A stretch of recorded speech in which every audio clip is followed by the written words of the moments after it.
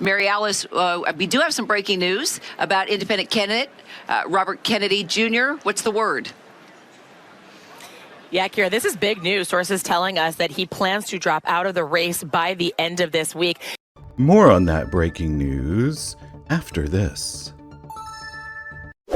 Yes, if you want the latest political analysis and political news, hit the like button, hit the subscribe button, and ringling that dingling bell to get the latest info on when our new videos drop.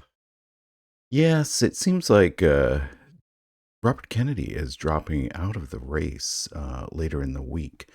For the rest of that story, let's watch this and then we'll do a little political analysis.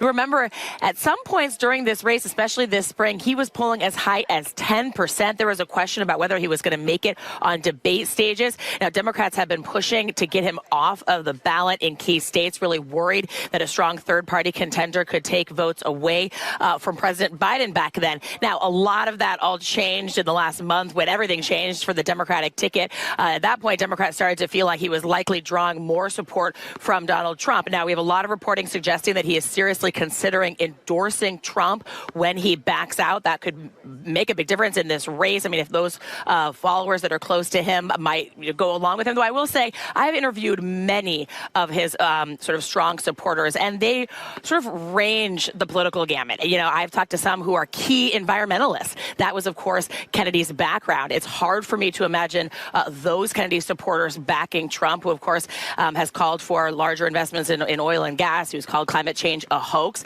But there's others who, of course, have supported Kennedy for what he said about vaccines, the way that he's talked about the Democratic Party. It'll be really interesting to watch where his supporters go. But this is big news coming just now, and we are still waiting for official comment from the Democratic Party, Kira. Yeah, we doubt the notion that he's going to endorse Trump. He's a bit of a political, although that's possible. We think that's unlikely. He probably released that just to get a little bit more attention. But anything's possible. He's a peculiar figure. Obviously, the son of Robert Kennedy, who was Attorney General under his brother John F. Kennedy, and ran for president in 1968 and was assassinated. As the reporter there stated, it did look for a while like he was hurting Biden more than Trump. And many people in the political sphere just felt that any alternative to Trump that wasn't Biden was going to hurt Biden. And that's a reasonable assumption, or it was when Biden was still in the race. Now, there's a slightly different impression. And we're going to look at one poll just to give you a notion of what it looks like now. Here we are. We're going to be looking here at a poll from the Cook Political Report. This is an Arizona poll, recent Arizona poll, and it shows Kamala Harris, as you can see, ahead by 46, Donald Trump trailing at 43. And if you go down there to Robert Kennedy Jr., you can see that there he is at 5. Now, if you move down and take him out of the race, then you have it moves up to 48 for Kamala Harris. There you go. And then, but the real significance here is Trump there at 47, and we still have an undecided at 5.